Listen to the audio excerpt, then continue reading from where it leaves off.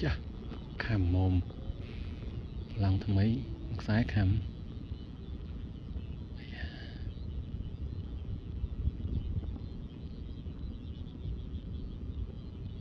ngắt chân mong khảm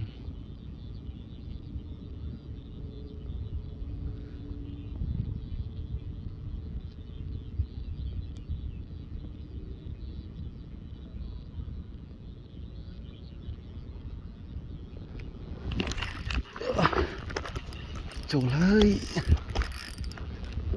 lời dạ à mở lấy cho chọc bạn đào cò mong